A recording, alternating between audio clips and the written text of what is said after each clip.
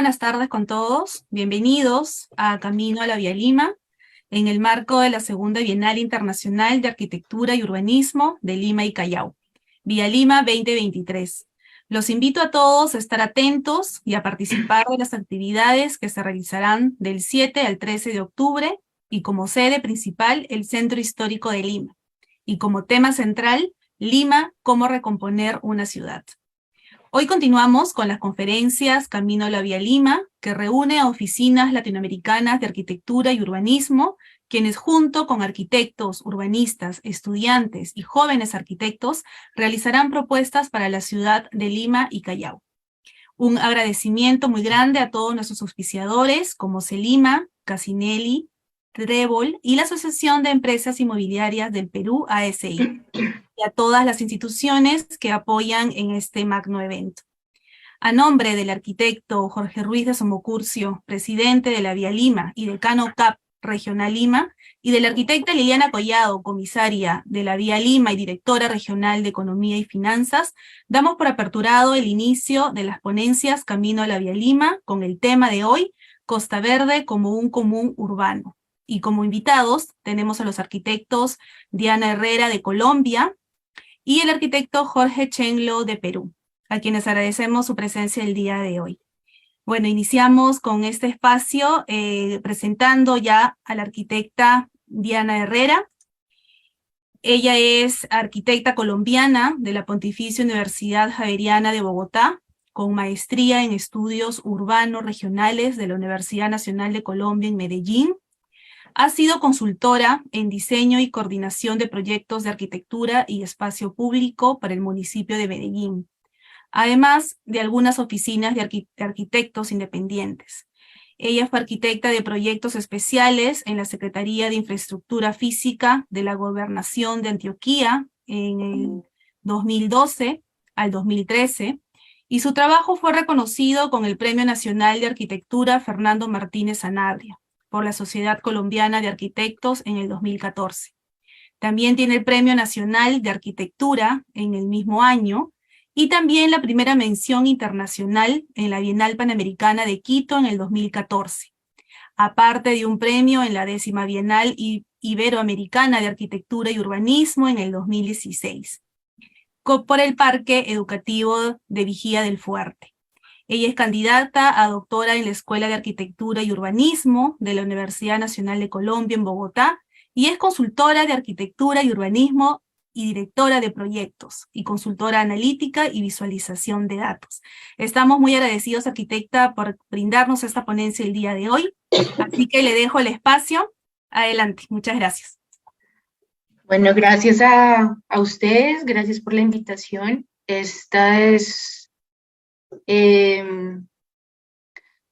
darle continuidad un poco a una conversación que quedó de hace un par de años, que todos los créditos realmente es para un equipo de estudiantes en 4 días, porque fue el tiempo, un tiempo muy corto, tuvimos una escala muy grande, un proyecto como que podría ser muy abrumador. Así que este es un recordar un poco cuál fue esa conversación, esa reflexión que tuvimos con este grupo de estudiantes hace un par de años, compartirla hoy con ustedes y eventualmente expandirla, ¿no? La idea es que, pues, que nos empecemos a hablar entre todos. ¿Me confirman, por favor, si ya vemos la pantalla completa? Sí, arquitecta. Adelante. Correcto. Entonces, bueno, nuevo, son las reflexiones de hace 2 años. Además, voy a dar un poquito de contexto de la escala de este trabajo y de las preguntas que surgen de alguna manera en este taller de arquitectura y urbanismo, en donde se nos ha venido creciendo la escala. Las preguntas de arquitectura se confunden con las de la ciudad, con las de la región, con las de las cuencas hidrográficas, con las de los mares, con las de las montañas, en fin, con unas condiciones geográficas que compartimos con toda Latinoamérica. Entonces, un poquitico del contexto de mi trabajo antes de llegar a la propuesta que hicimos entre todos y pues la reflexión, ¿no? Un poco el fondo de esta reflexión es que esas preguntas que tiene ahorita en la ciudad de Lima y Perú, pues no solo son de Lima y de Perú, sino Colombia y Chile y Argentina y Brasil y un montón de personas estamos preguntándonos cómo qué vamos a hacer con nuestras ciudades. Entonces, este fue un principio mío tratando de explicar algo para la Bienal Iberoamericana de Arquitectura en el 2019. Yo quería explicar algo de Colombia. Parto con este dibujo para entender, para explicarle a alguien que no conoce y decir, es que aquí tenemos unas condiciones topográficas únicas, somos especiales en ese sentido, en los mares, en los ríos, en las montañas, y para entender también un poco las preguntas y las reflexiones del paisaje y de la arquitectura latinoamericana contemporánea, digamos la raíz, la estructura vertebral de mi trabajo, pues son mis proyectos, han sido mis proyectos. He tenido la oportunidad, como nombraron ahorita, gracias por ese párrafo de mi trabajo, de tener una experiencia en la parte privada y en la parte pública, sobre todo una experiencia pública con la Alcaldía de Medellín, en proyectos de espacio público y también algunos equipamientos urbanos. Y luego trabajé con oficinas como Opus, coordinando con ellos el trabajo de la Albarrada de Mompox, que es un proyecto muy grande que tiene que ver ya con el frente del río Magdalena en Colombia. Luego trabajé también con una oficina que se llamaba Latitud en Medellín, que fueron los diseñadores de parques del río Medellín, otro proyecto de otra escala grande, dándole frente al río Medellín.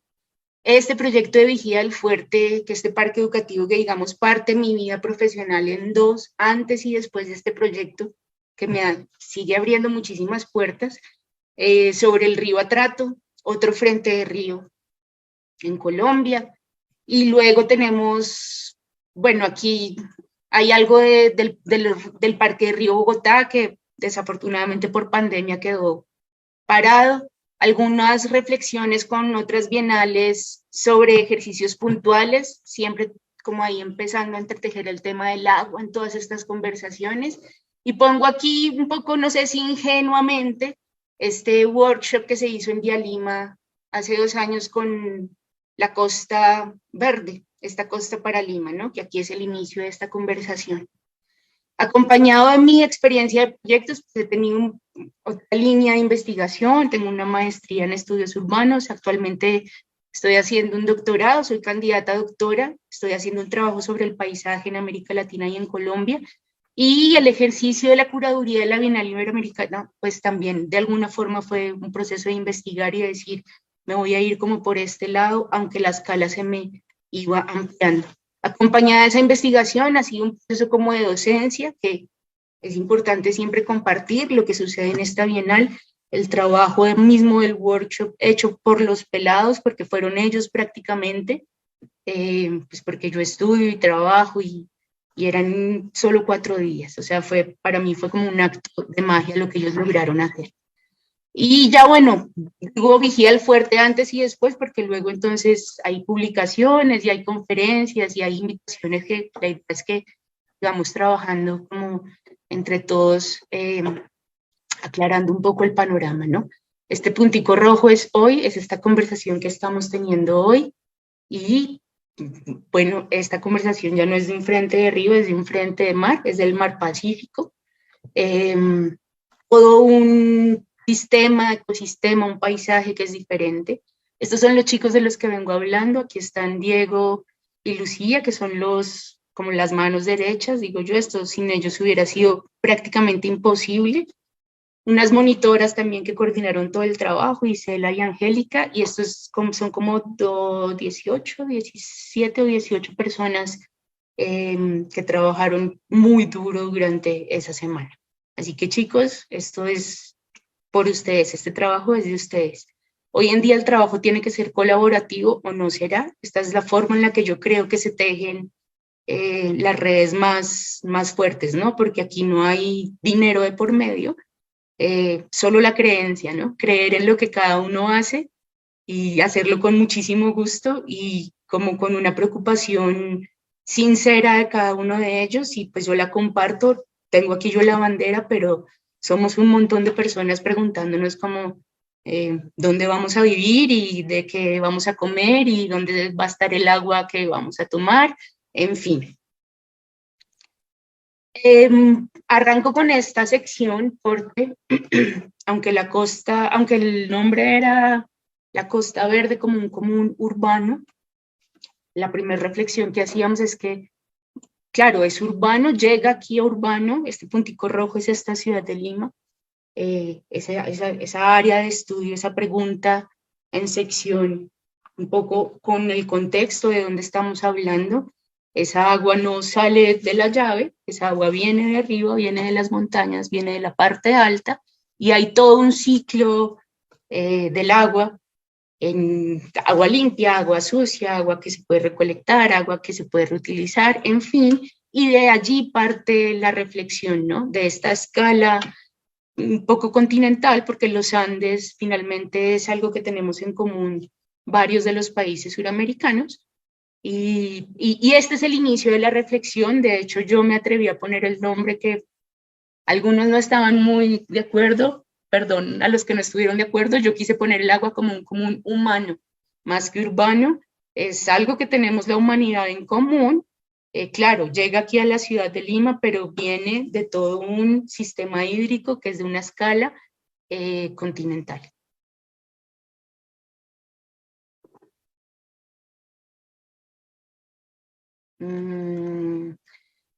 Y uno de los grupos de trabajo hizo una entrevista que es increíble, digamos que por efectos de tiempo hoy no la vamos a poner aquí en vivo, yo la voy a resumir. Son personas que muy natural, desde su naturaleza, desde usar en su cotidianidad esos espacios de la playa, pues hacen un llamado básico, desde lo básico como no hay baños, ¿sí? No hay un tema de baños, hay un llamado como a los animales también, y a las personas, como digo, a los animales en términos de naturaleza, de flora y de fauna, no lo nombran específicamente, son niños hablando de lo que están viendo, y adicionalmente unas personas muy importantes para nosotros que son los protagonistas de estos diseños o de estas reflexiones que estamos haciendo, y son los locales, los pescadores, los surfistas, los vendedores y los que disfrutan esa costa pacífica que nada tiene que ver con un imaginario que nos han como metido de lo que debe ser el trópico. Este es un trópico desértico, hay aquí otros colores y un montón de personas que ha crecido y que lo ha disfrutado como con mucha naturaleza. El grupo, este grupo de chicos que me tocó también hizo esta diapositiva, que me pareció muy viciente, una imagen, dice muchísimo, y es ese imaginario mismo que ellos tenían de esa costa, ¿no? Habla por sí misma, un tema como de poco acceso, no hay zonas verdes, el tráfico es terrible, es inseguro, está lleno de carros, la velocidad es altísima, atravesarlo es complejo, en fin. Y nuevamente pensando en sección, pues ya lo traemos un poco más al área de estudio que es esta ciudad de Lima. Tratamos de entender pues que en una semana no vamos a solucionar el tema, pero sí hay una reflexión que podemos hacer, aunque no vamos a solucionar literalmente las franjas o las posibles secciones de estos 20 kilómetros, sí podemos entender lo que allí pasa en términos de actividades o de lo que queríamos que pasara o pensamos que debemos fortalecer en términos de actividades versus las capacidades mismas como de la vegetación y del ecosistema que nos está brindando esta playa. Partíamos también de la premisa de que a duras penas damos con los sistemas que tenemos, no le vamos a sumar algo traído de otro mundo, son los mismos sistemas, son unas conexiones actuales a los dispositivos que existen, es más bien fortalecerlos, y esos sistemas a los que nos referimos son sistemas de transporte masivo de la ciudad, de la parte alta de la ciudad, y sistemas naturales, humedales y canales que se puedan conectar a este ciclo del agua, que viene como de esa escala desde la parte alta de las montañas. Hay también un grupo de dispositivos Y esto es importante, pues porque claro, cuando tocaría, si esto realmente vamos a hablar de este tema, pues hay que sentarse a hablar de cuáles son estos dispositivos, cuáles son los que existen, cuáles son los propuestos.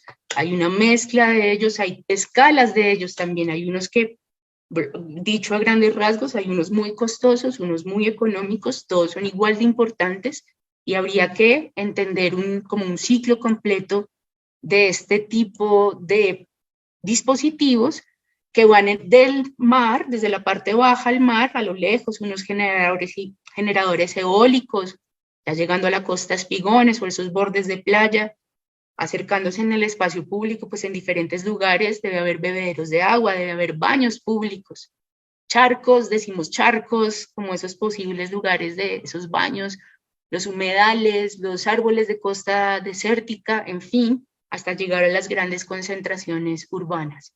Entonces hay diferentes escalas y diferentes posibles inversiones para que este conjunto de dispositivos sociohídricos llegaran a tener un efecto en la costa, digamos en la parte completa de la costa. Y aquí es donde está la parte fuerte, digamos, de intervención con la que nos la estamos jugando, de nuevo explicado en sección, pero ahora nos acercamos más pues al área de estudio, que es esa costa de Lima, y tenemos una sección que posiblemente no existe, ¿sí? Son todas y ninguna al mismo tiempo, en donde encontramos, pues en el eje X y en el eje Y, hay distinta información que empieza a tener que ver con lo que estamos proponiendo. Entonces, en el eje X hay unas zonas que tienen que ver con lo que le pasa a la ciudad o al acantilado o a la parte baja, ya lo vamos a ver uno por uno, y en el eje Y está, digamos, lo que por gravedad el agua va haciendo a medida que va cayendo, por decirlo así como a grandes rasgos. El acantilado es muy variado, la costa es variada, la playa es variada, la ciudad es variada, pero todos tienen una parte de ciudad, un acantilado, una playa, ¿sí? Entonces, más que específicamente o formalmente plantear una solución, pues lo que estamos es entendiendo unas zonas y viendo las potencialidades que pueden suceder allí en esta zona. Entonces hablábamos de la ciudad, lo primero que decíamos es que allá arriba estaba la ciudad y lo primero que hay que hacer es conectar lo que existe. No solo los sistemas ecológicos de humedales y ríos y quebradas, sino de espacio público, senderos peatonales. Eventualmente la ciudad debe dejar de darle todo el protagonismo a los carros, a las autopistas, se llevaron lo mejor de nuestros espacios, hay que decirlo, ya no me da pena decirlo, así que el carro, o sea, andar en un carro privado tendrá como, es parte ya como de un lujo, ¿no? Hay que empezar a darle la vuelta que esos espacios principales pues son para los peatones, para las bicicletas, para los senderos, para bajarle un poco la velocidad, poder disfrutar, poder atravesar los espacios públicos a pesar de las grandes velocidades de las autopistas, que deberían tender como a solucionar de otra forma y no en el espacio más protagónico. Entonces, no es que no existan, deben existir, sí hay servicios que son fundamentales en automóviles, pero vamos a darle la prioridad a la mayoría de la gente en sistemas de transporte públicos y masivos. Entonces, arriba la idea es conectar de estos diferentes puntos identificados por este grupo de estudiantes y de jóvenes arquitectos que conocen el lugar. Son conexiones que ya existen, simplemente las estamos como puntualizando o identificando en el borde de esa playa. Y la idea, no sabemos exactamente, en 4 días no solucionamos técnicamente cuál es esta infraestructura de transporte masivo, pero hay cables aéreos que podrían empezar a solucionar puntualmente una diferencia de altura importante, unos 150 metros, 100, 150 metros de altura, pero la idea siempre es construir lo menos posible en el acantilado, ¿sí? Dejar el acantilado lo más tranquilo, natural posible, porque por él está bajando toda una estructura hídrica que necesitamos como humanos, como humanidad, no solo los urbanos, sino todo el mundo. Entonces, esa ciudad, pues conectar lo que viene, ¿no? Traer lo que viene y conectarlo. La segunda franja es ese borde, ese mirador que ya empieza a bajar un poco en altura. Es un mirador natural, ya quisiera cualquier ciudad tener 20 kilómetros de un mirador natural hacia un mar. O sea, todo por envidiar a este sector natural que por, digamos, es un panorama natural que hay que sacarle como todo el jugo posible a esa diferencia de altura con respecto al mar. Luego está el acantilado, que hay diferentes partes, hay un acantilado alto, hay un acantilado medio, hay un acantilado bajo. El acantilado alto lo pensamos reservar para la flora y para la fauna, es el mismo paisaje de costa desértica, pero ya un poco sin gente, a unos pasos muy puntuales, pero no la cantidad de personas que viene de la ciudad, sino bajarlas puntualmente por otro sistema como estos metrocables.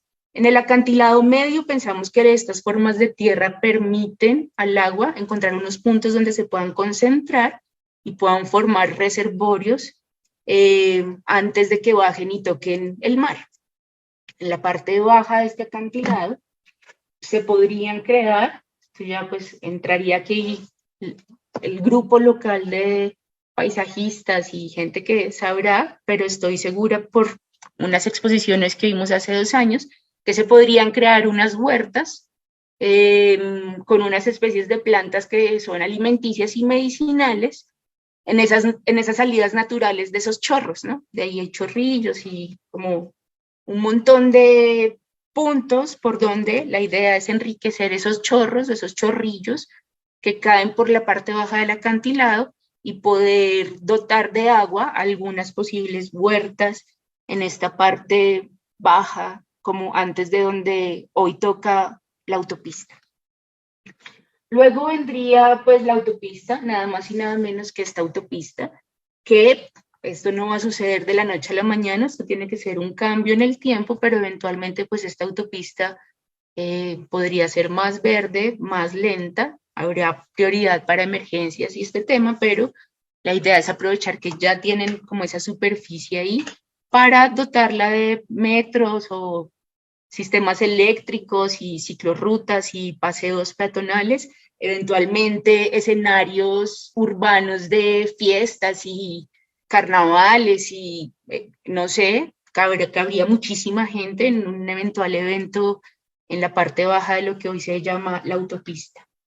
Luego nos encontramos con la playa, que es ese lugar que queremos, pues, digamos, a donde viene toda esta historia, y es poder llegar a esa franja de la playa, donde de nuevo construir lo menos posible. Es un paisaje desértico, no queremos llenarlo de un imaginario como norteamericano de los 80, sino son unos charcos naturales, son unos humedales naturales, en donde con la menor cantidad de infraestructura, pues se logre como distribuir a lo largo de la playa diferentes puntos de disfrute, de recreación, de deportes, de encuentro y de la cantidad de eventos pues posibles en un área tan generosa como podría ser toda esta playa.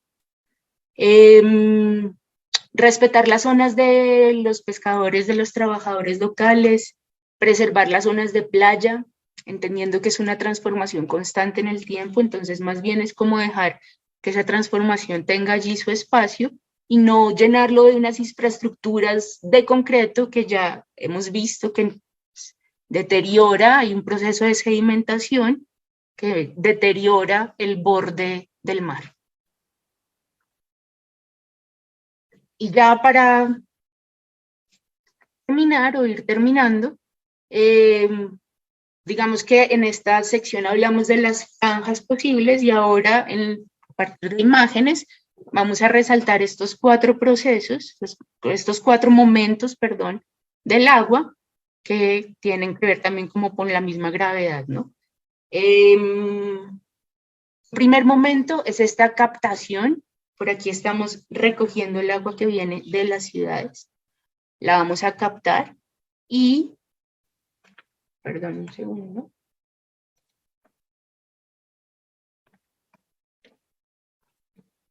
la vamos a captar, la vamos a recolectar, o sea, tratar de recoger o de empezar a entender que viene limpio, que se puede limpiar allá arriba y que va bajando y con qué calidad y a dónde la vamos a ir llevando antes de llenar todo este acantilado de unas fundaciones de concreto de cualquier como otra infraestructura. Fíjense que está un poco, los colores mismos de la imagen estamos resaltando es lo que pasa un poco debajo de la tierra.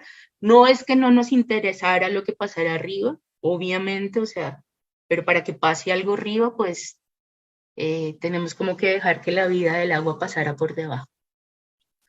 Cada una de estas etapas del agua en su caída va asociada también a algunos dispositivos, nuevamente unos existentes, unos propuestos, y estos son partes de ese paisaje que estaba en la memoria de este grupo de jóvenes estudiantes y arquitectos. Así que, pues de nuevo, esto es un trabajo de 4 o 5 días, es un poco un milagro, pero no hay tanta unidad en esta información, pero es riquísima en el fondo, ¿no? En lo que cada uno de estos chicos tiene en su cabeza, que es real. Aquí hay una caracterización del paisaje que se hizo de una forma muy natural en muy poco tiempo. Y fuimos armando este discurso, recogiendo el agua, entonces ya en esta parte del acantilado la estamos infiltrando y aprovechando para esas huertas urbanas o esos puntos de recolección, esos asentamientos como esos charcos naturales donde se podrían, esos reservorios de agua, digamos, donde se podrían ir acumulando algunos puntos de agua en este ciclo, ¿no? En este proceso de ciclo de ir recolectando, ir limpiando, ir reutilizando, ir filtrando. Nuevamente algunas actividades específicas que se reconocen en este tramo. Luego ya en la parte baja, venimos con esta agua y lo que hacemos es distribuirla, la estamos distribuyendo y en todas las actividades, ¿no? Hay un montón de actividades planeadas acá, pues esa agua que estábamos recogiendo de esos servicios públicos, de esos servicios hídricos, los estamos aquí bajando a unos servicios ecosistémicos, de nuevo acompañado con estos imaginarios puntuales de las actividades que suceden en esta zona, para llegar como a esta imagen que fue la protagonista, digamos, el gran resultado de nuestro trabajo hace 2 años. Este es el gran resumen. Aquí vean que ya cambió el título, pongo listo, esto ya es un camino a la Vía Lima 2023. Estamos aquí hablando de cómo recomponemos una ciudad y es también como una reflexión de esta ciudad está amarrada a unos ciclos más grandes, ¿no? Superiores. Hay que entender en dónde estamos nosotros ahí metidos para hacer parte de una forma natural, de una forma que fluya, como hay una premisa de que hay unas formas que son naturales y que son antrópicas, que perduran en el tiempo y que son apropiadas y reconocidas por las comunidades, y que esas formas se reconocen en el paisaje. Entonces, no es como luchar contra nuestro paisaje, sino usarlo, ¿no? Tenemos este acantilado, esta diferencia de altura, usémosla, vamos limpiando el agua, vamos usando el agua en todas sus posibilidades para poder tener una costa y una ciudad y muchas otras ciudades y gente de todo lado también yendo a conocer América Latina, ¿no? Entonces, este es el resumen, unas zonas, un agua que le estamos proponiendo como un común humano y urbano, una costa Yacú, además, queríamos un nombre propio, pues digo, de allá, y este fue el nombre que los chicos escogieron. Ahora veo por allí que la mascota de este año se llama Yacú y digo, qué bonita coincidencia, ¿no? Y ya para terminar, de nuevo el nombre de todas las personas que hicieron parte de este equipo de trabajo. Chicos, muchas gracias porque fueron ustedes que en 4 días, no sé cómo guiamos toda esta información, y despedirme un poco con esta imagen, que es parte de la investigación que estoy haciendo ahorita. Y por eso decía al principio que recomponer una ciudad, ustedes se están recomponiendo y todos nosotros también nos estamos recomponiendo. O sea, no nos habíamos acabado de hacer y ya nos estamos repensando y rehaciendo. Creo que justo a tiempo estamos listos para ver qué pasa al lado, ¿no? Tenemos un montón de información en común, eh, todo por hacer. Muchísimas gracias por la invitación y pues nada, seguimos adelante trabajando por esta América Latina. Muchas gracias. Muchísimas gracias, arquitecta Diana Herrera, por compartirnos la experiencia que tuvieron, ¿no?, en la Bienal 2021 y con todos los participantes, miembros de su equipo.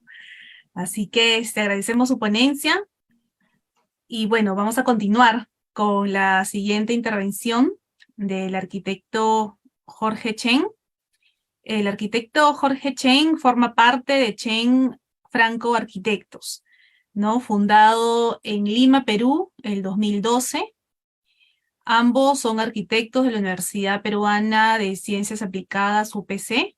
Obtienen sus maestrías en la Asociación de Arquitectos de Londres y del Instituto Berlitz de Rotterdam, y trabajaron en oficinas reconocidas como Michael Hackett Architects y Foster & Partners. También sus experiencias a lo largo de su carrera como arquitectos incluyen proyectos en Asia, Medio Oriente, Europa y Sudamérica. Han sido premiados en diferentes concursos y su trabajo fue reconocido en la Bienal de Arquitectura Joven en el 2013.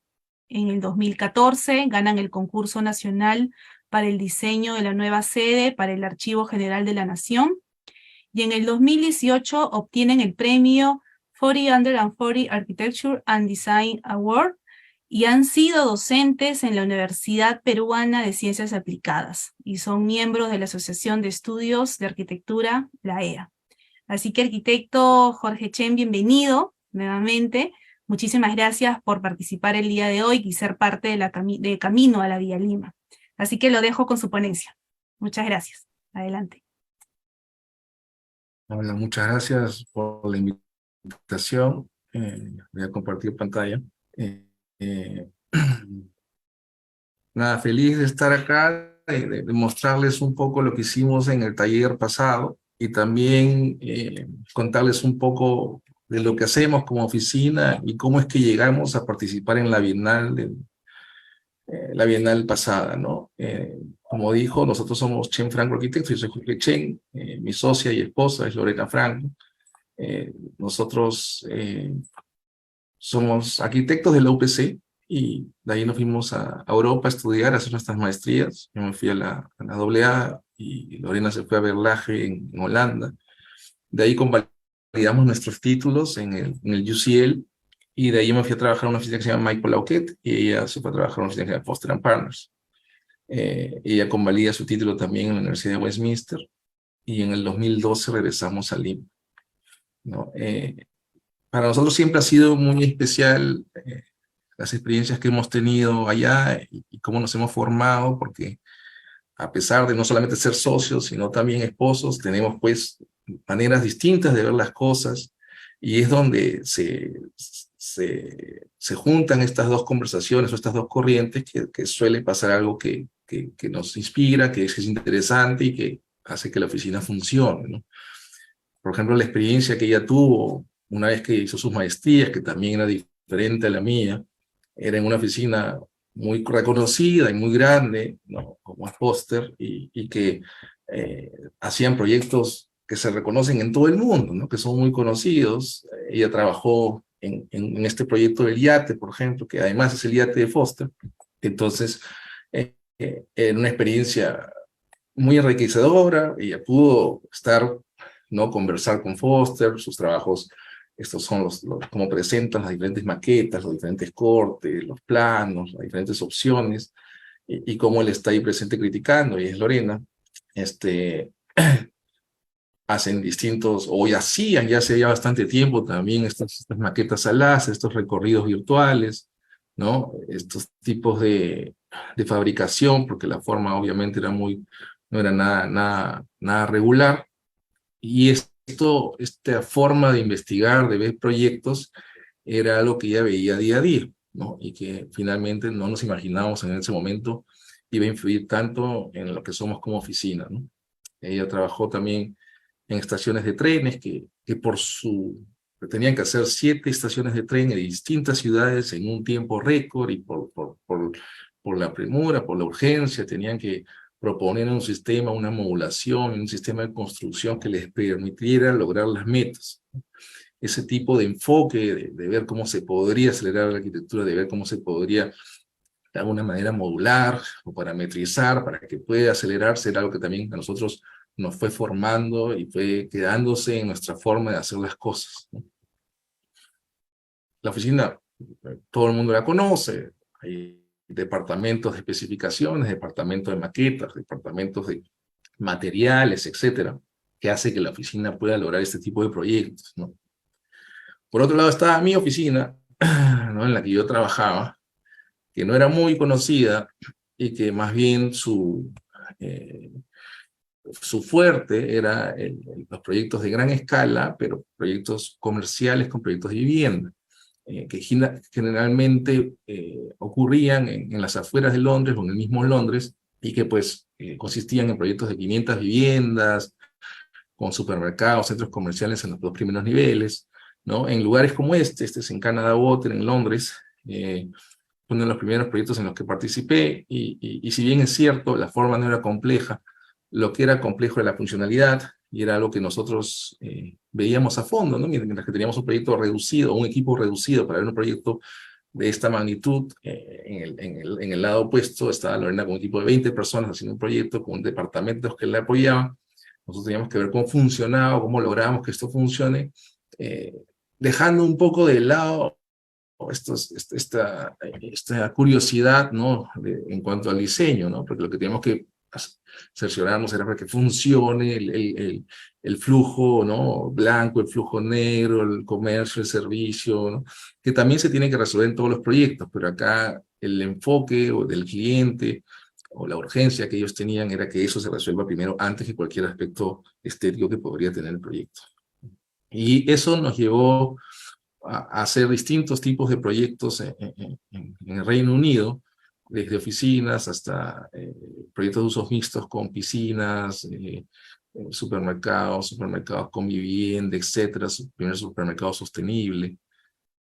Esto llevaba o se desarrollaban, estos proyectos se desarrollaban con el sistema de Revit, con el sistema de modulación, con el sistema de piezas, que era lo que de alguna manera, aunque eran proyectos muy distintos, era donde nos intersectábamos, tanto lo que hacía yo con lo que hacía Lorena, y que veíamos algo que podíamos replicar, o algo que nos interesaba mucho, ¿no?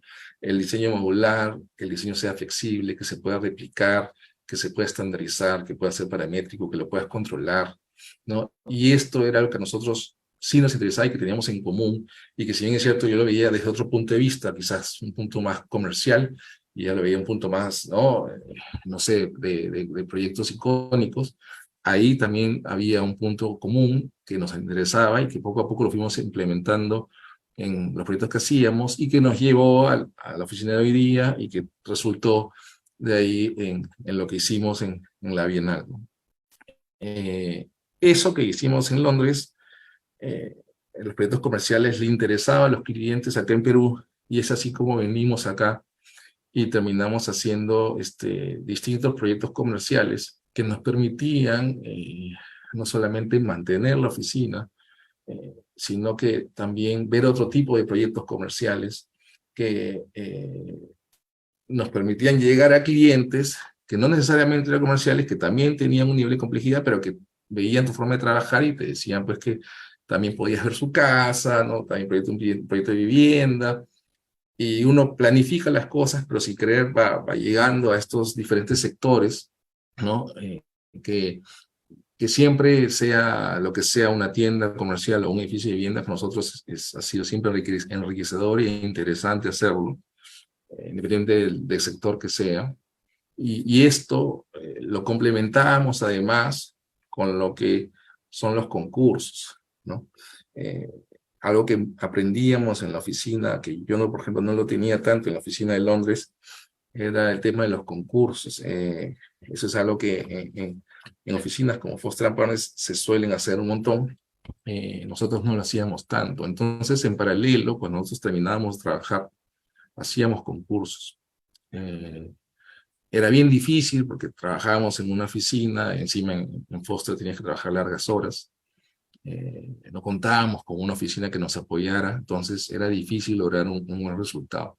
Pero ya acá en Lima, con la oficina, pudimos ver distintos concursos que, que ayudaban bastante a que podamos ensayar o practicar lo que queríamos hacer, ¿no? Plantear este tipo de arquitectura que pueda ser modular, que pueda ser flexible, que pueda ser estandarizado, que pueda ser replicable. Y eso, de alguna manera, te ayuda a practicar tu teoría o lo que sientes debe ser la arquitectura y te ayuda pues a cuestionarla, a perfeccionarla, ¿no? Esto nos llevó a una serie de concursos que tenían en común estos espacios públicos, estos espacios urbanos, ¿no? Dentro de la ciudad, y que también de alguna manera nos llevaron al concurso o a la Bienal, ¿no? Que es la que estoy presentando hoy día, que tenía que ver con la Costa Verde, ¿no? Ya en estos concursos nosotros habíamos hecho 2 proyectos que se ubican en la Costa Verde y que los hicimos antes de participar en la Bienal anterior y que sirvió como base para lo que hicimos, ¿no? El primer concurso que hicimos en la Costa Verde fue este concurso en la playa Pescadores, que consistía en reorganizar los usos que existen en ese momento en esa área y ver cómo podías potenciarlo para que no funcione de esa manera tan espontánea, tan desorganizada, ¿no? Este es ahorita el plano existente de la playa de Pescadores, que queda junto al Club Regatas Lima, casi al final de la Costa Verde, que contiene un mercado, restaurantes, un muelle de pescadores, una playa, ¿no? Oficinas, y cómo podíamos hacer esto, además de una loza deportiva, etcétera, cómo podíamos reorganizar esto, replantearlo, para que sea un destino y no solamente un lugar al que vas a ir cuando quieres comprar pescado para hacer ceviche, ¿no? Entonces empezamos a identificar los usos que se encontraban en esta área y planteamos que en lugar de tener distintas áreas abiertas, esparcidas por toda esta playa, mejor generar un espacio común, urbano, que sirviera o que sea lo suficientemente flexible para que albergue distintas actividades y que dependiendo del año, de la temporada, de las fechas, esto pueda tener una actividad que atraiga a un nuevo público, ¿no? Y que sirva como una atracción, además de un destino. Entonces, estos usos que identificamos los reordenamos para que sea solamente un solo volumen que defina este espacio común, urbano, público, que además de ser mucho mayor o mucho más grande de lo que se tiene ahorita, sea también flexible y que permita una permeabilidad para que se logre esta conexión directa desde la ciudad hasta la playa y cuya estructura sea diseñada de tal manera que se pueda modular y que se pueda construir de a pocos, ¿no? Quizás en 6 meses puedas construir 5 módulos, de ahí 15 módulos, de ahí 25 módulos, hasta completar el círculo que define toda esta área, ¿no? Porque estos módulos iban a tener distintos usos. A veces iban a ser el techo de un restaurante, a veces iban a ser el restaurante o a veces iban a ser el mercado. Entonces, ¿cómo planteas este módulo que sea fácil de construir, que sea fácil de ensamblar, que sea fácil de repetir para poder lograr este edificio, ¿no?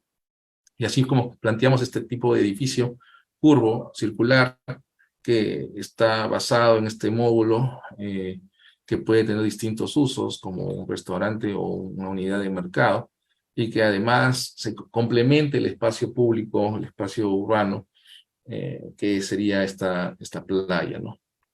De alguna manera replanteamos lo que se tiene ahorita para tener este tipo de edificio que es mucho más público y termina siendo algo mucho más ordenado, ¿no? Estas son las vistas que presentamos, ¿no? Esta es una vista desde el bote, ¿no? Este concurso quedamos en segundo puesto, fue muy bonito hacerlo, y como todos los concursos que hemos hecho, pues es increíble lo intenso que es, porque lo sueles hacer después del trabajo, durante el trabajo, lo replanteas, pero el equipo que formas te ayuda a lograrlo, y finalmente, aún así, no ganes, es algo que te gusta, estudiarlo y ver cómo es que llegaste ahí, ¿no? Otro concurso que hicimos en la Costa Verde fue en el Club Regatas, que salió a raíz de este concurso, y por eso mostrar estos proyectos, porque uno no sabe cómo termina, dónde va a terminar, ¿no? Y tú vas haciendo las cosas, mirando solamente tu plato, tratando de hacer las cosas, y en eso vas avanzando, y de pronto ya este concurso, el otro proyecto, y terminas en la Bienal haciendo un proyecto a lo largo de la Costa Verde.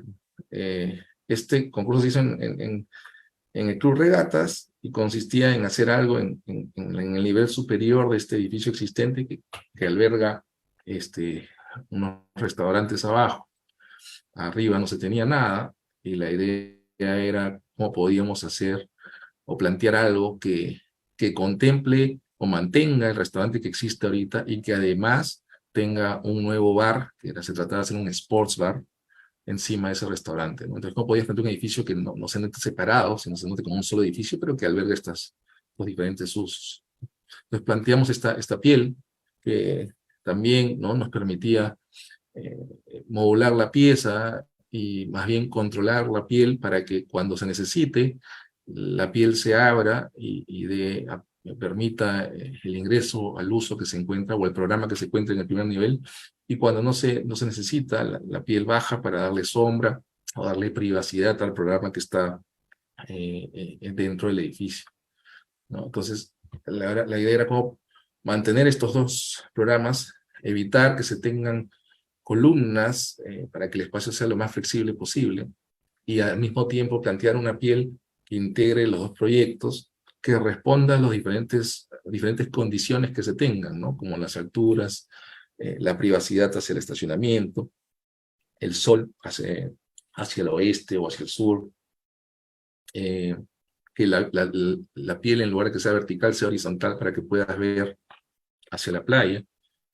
Pues, ¿cómo controlabas esto para generar este edificio que se lea como una sola cosa y que aproveche al máximo la vista, ¿no? Entonces, nosotros teníamos el estacionamiento atrás, y por eso teníamos esta piel que te tapaba la vista del estacionamiento, te definía la terraza, y que se iba echando para que se convierta en un elemento de sol, y de ahí te permita ver la playa, ¿no?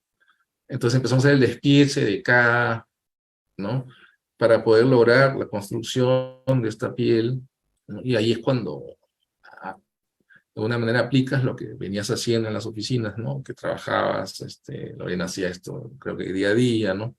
Como podías despiezar estas geometrías, ¿no? Para poder terminar con algo que defina ese volumen.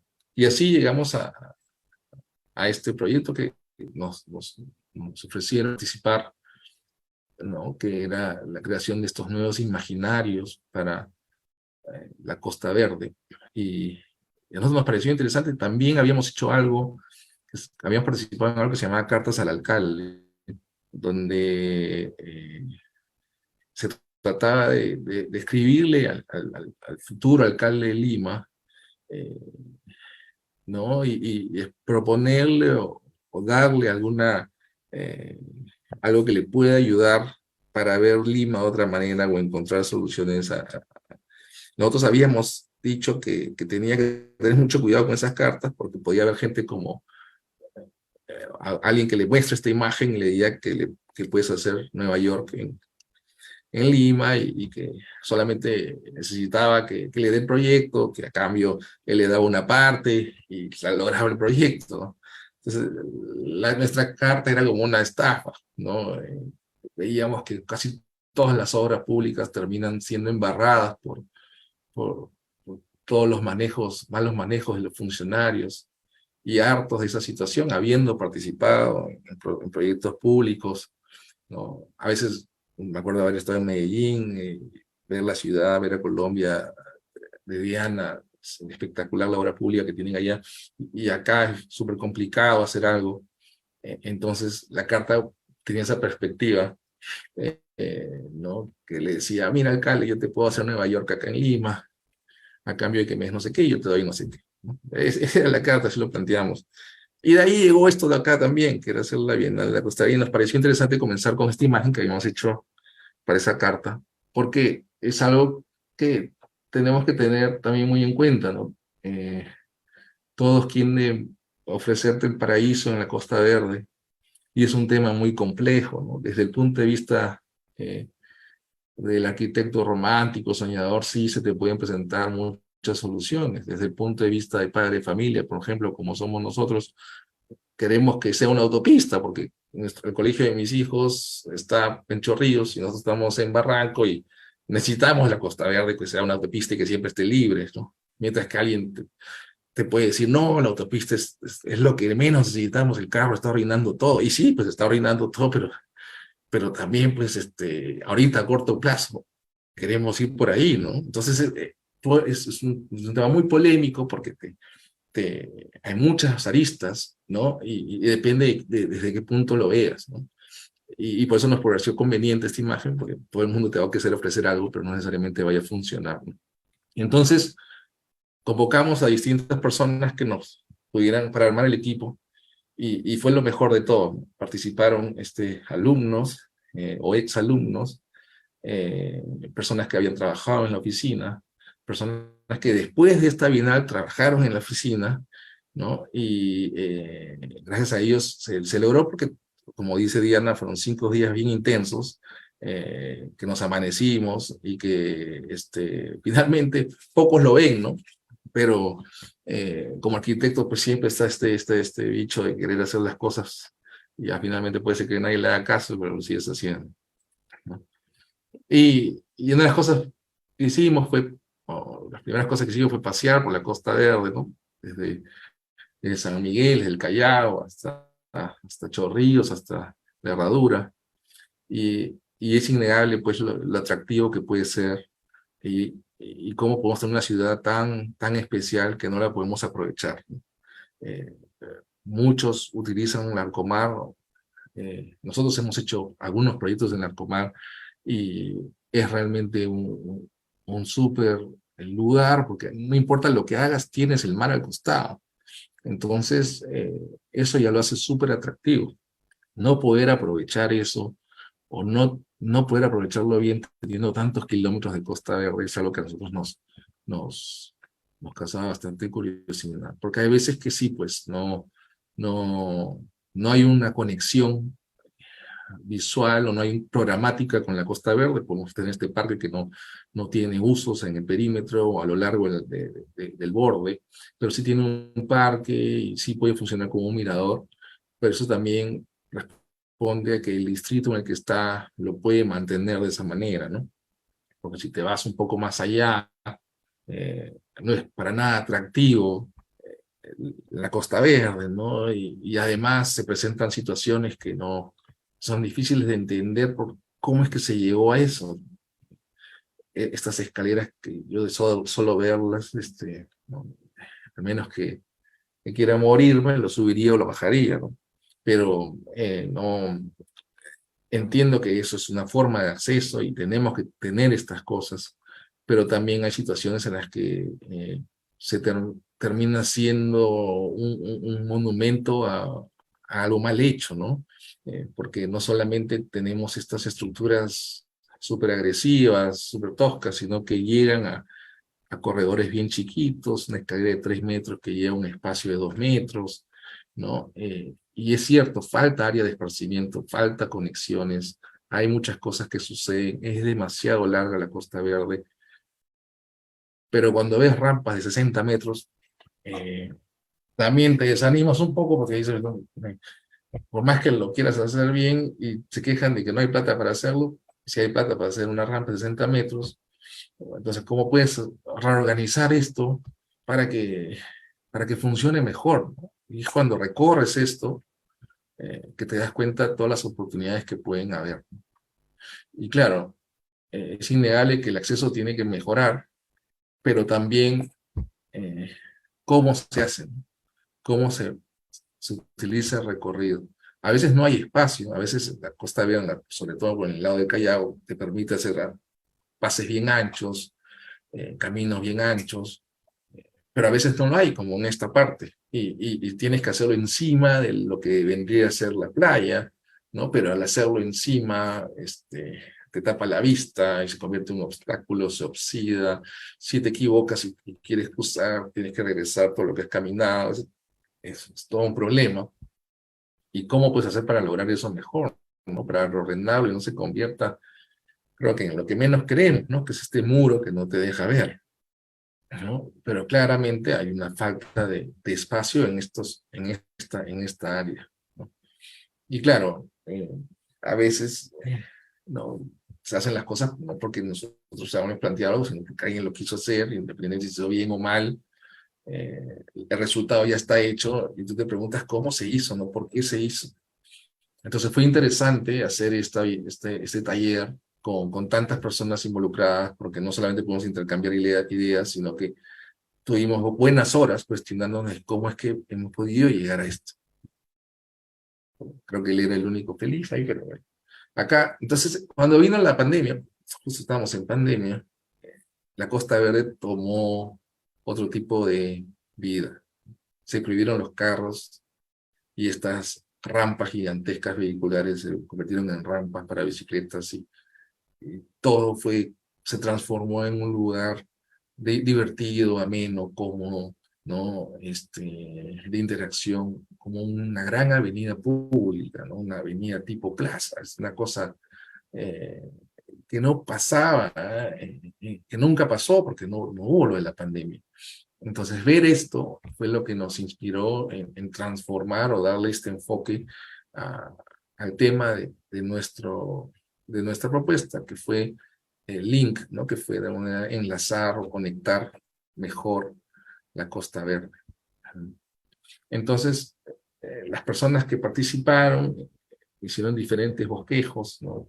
Proponían ascensores, funiculares, rampas, ¿no? Distintas formas de conectar el nivel de la ciudad con el nivel de la playa, sin que se cruce con el auto, sin que se cruce con el transporte, pero había diferentes puntos de vista, ¿no? El surfista, los padres de familia como nosotros, el arquitecto frustrado, el chico que solamente quería ir con su novia ahí, diferentes tipos, el futbolista que solamente quería llegar rápido a su cancha. Había de todo tipo de necesidades, pero hay bastante área, hay bastante, se podría ver bastante, 5 días no eran suficientes, pero tratamos de lograr algo que podía unir todo lo que estábamos proponiendo. Nos hablaban de cómo podíamos extender los caminos hacia el mar, ¿no? Cómo podíamos reorganizar las vías, ¿no? Planteando diferentes canales o flujos, ¿no? Y cómo podíamos conectar los parques hacia la playa o crecer la parte de la arena hacia la playa cuando no se tenga el espacio. Estas son las diferentes propuestas, terrazamientos, funiculares. Lo que había en común era esta manera de conectar el nivel de la ciudad con la playa a través de todos estos diferentes flujos. Y hay este corte que de alguna manera alimentó la propuesta, que plantea que los flujos no se anulen, ¿no? Que siempre estén y que a veces deben estar uno encima del otro, pero que siempre estén. Y lo que pasaba en la Costa Verde, o lo que está pasando, nos parecía, es que la ciclovía a veces se cortaba, o la arena a veces se cortaba, o el pase a veces se cortaba, y finalmente en una línea interrumpida por diferentes situaciones. Y lo que queríamos hacer era que estos flujos siempre existan o convivan para que se puedan lograr lo mismo en los distintos, a lo largo de toda la Costa Verde, ¿no? Entonces es como este corte y esta perspectiva de alguna manera alimenta el propuesta porque habla de niveles y de mantener estos flujos. Entonces, a ver, nuestra necesidad pasaba o nuestro objetivo pasaba por cómo podíamos replantear los diferentes flujos para que no sea tratado como lo que pasa en la ciudad, ¿no? O sea, ahorita tú tienes esta avenida, que es la avenida de Evitamiento, creo, simulación, no me acuerdo cuál es, y este es el puente peatonal, y lo que hace la Costa Verde es simplemente poner el mano al costado, ¿no? Y mantener este tipo de cruce, este tipo de barrera, todo lo mismo a lo que sería una avenida en la ciudad, ¿no? Y de eso no se trataba, sino cómo podías plantear un flujo o una conexión para que tome en consideración que tienes la Costa Verde al costado, ¿no? En lugar de simplemente hacer lo mismo que haces en la ciudad.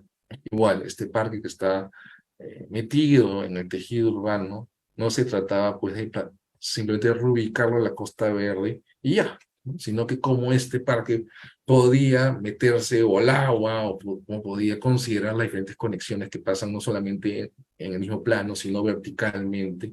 Y eso era, ¿no? Eso era lo que o el tema o el objetivo de nuestra propuesta, ¿no? Entonces, la sección vial de una ciudad que, que puede tener el flujo de la bicicleta, del bus, del carro, etcétera, la vereda peatonal, eh, era imposible lograrlo cuando la sección no lo permitía, ¿no? Era fácil de lograrlo en el Callao, por ejemplo, en Magdalena o en San Miguel, pero casi imposible lograrlo en Miraflores, ¿no? Además de tener usos o programas que puedan alimentar esta zona, ¿no? O activar la zona. Entonces, ¿cómo podías plantear estos diferentes flujos que tenías el mar, la playa, el programa público, la ciclovía, el parque, la autopista, el acantilado, cuando no había área, ¿no? Cuando la sección era mínima? Pues tenías que superponer, extender, invadir el mar, hacerlo en diferentes niveles, pero la idea era no interrumpir o cortar uno de esos flujos, sino ver cómo podías hacer para que los subieran en el mismo espacio. Entonces empezamos a ver que en lugar de ir verticalmente cuando estás en la playa y que te bloquea, podíamos generar un espacio, generar el espacio, ¿no? Generar el espacio y lograr más área ocupable. ¿Cómo podíamos, en lugar de hacer un puente peatonal, lograr una conexión que termine o remate en el programa que tengamos en la playa, ¿no? ¿Cómo podíamos hacer para aprovechar esta sección vial tan corta para que mantenga los otros flujos, que también lo puedas cruzar, que además permite un programa o que te permita conectar mejor con el mar? Y cómo podías lograr diferentes niveles de circulación, ¿no? De repente mantienes unos pases a, a la playa, pero en lugar de tener 4 canchas de fútbol que por su cerco evitan que haya una conexión entre la ciudad y la playa, tener las losas deportivas o las áreas deportivas elevadas para que tú puedas circular por abajo y así no se genera una barrera, ¿no? Entonces, ¿cómo convives con todos estos diferentes usos o programas para que la conexión nunca se pierda, ¿no? Y así veíamos ejemplos, oímos ejemplos que tenían estos tipos de circulaciones en diferentes niveles, ¿no? Para poder tener una mejor conectividad, ¿no? Entonces hicimos un montón de cortes a lo largo de la Costa Verde, identificando, por ejemplo, cuando se presentaba oportunidad para hacer un parque, cuando teníamos una ciclovía, cuando teníamos la autopista, a veces la autopista medía mucho, ¿no?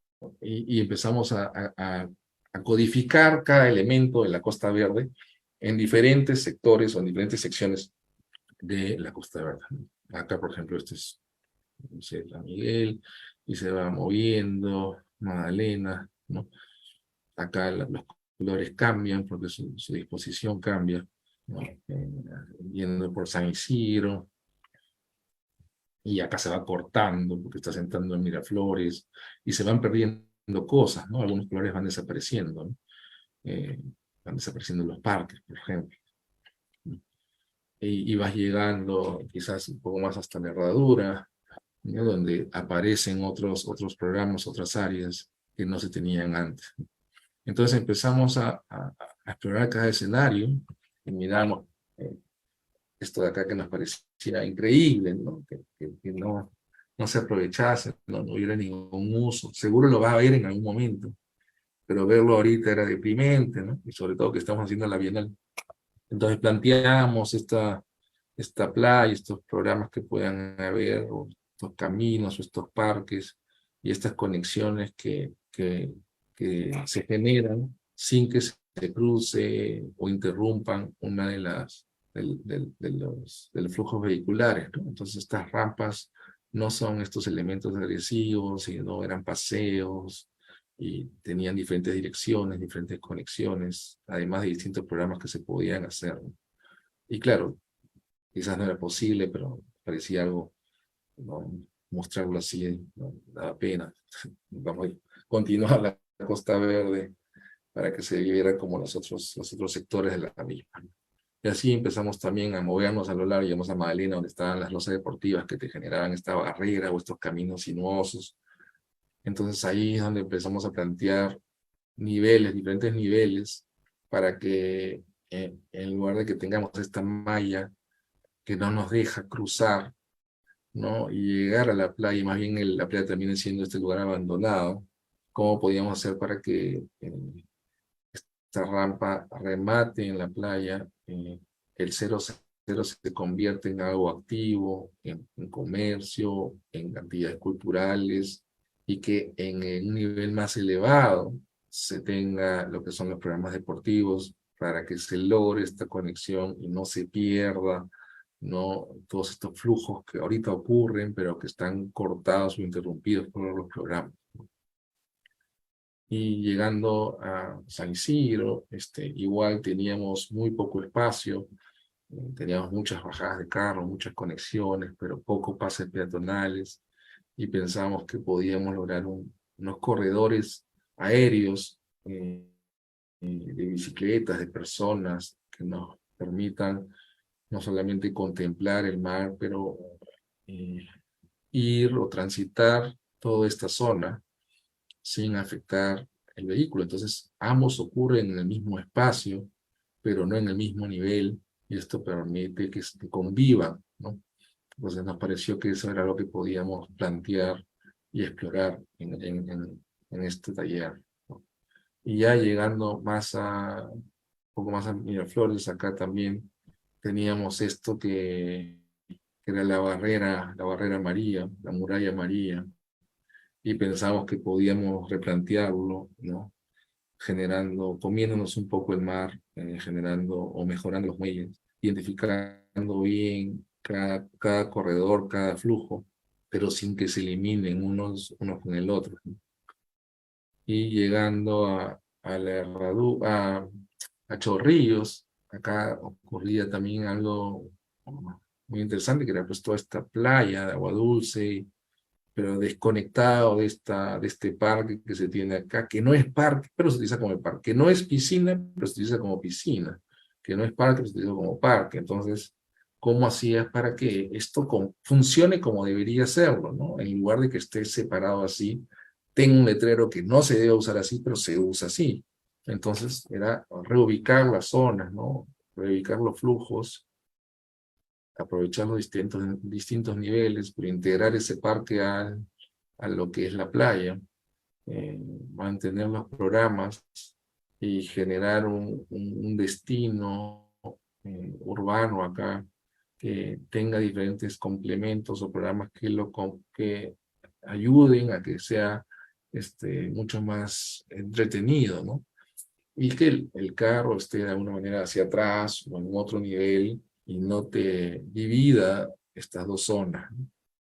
Esa fue una exploración que hicimos. Y en la herradura también eh, es algo que los ciclistas también utilizan un montón, pero que ya es bien difícil llegar ahí, ¿no?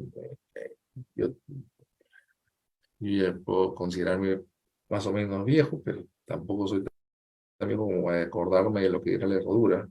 Pero con todas las historias, pues queda claro que llegar ahí es como llegar a otro lado, a otro planeta, ¿no? Entonces, ¿cómo mejorar esta conexión y que no solamente sea una pista, ¿no? Entonces, acá también manteníamos o creamos esta ciclovía y este pasaje peatonal y estas bajadas a la playa para que no sea un callejón aislado hacia a la herradura y mejoráramos la conexión que es pues, el objetivo del taller, ¿no?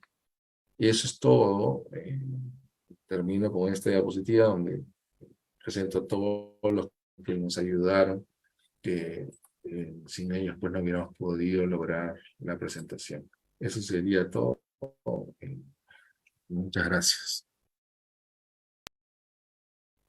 Muchísimas gracias, arquitecto Jorge Chen, por su ponencia el día de hoy. Y bueno, ya llegamos al término del evento de hoy, de esta sesión.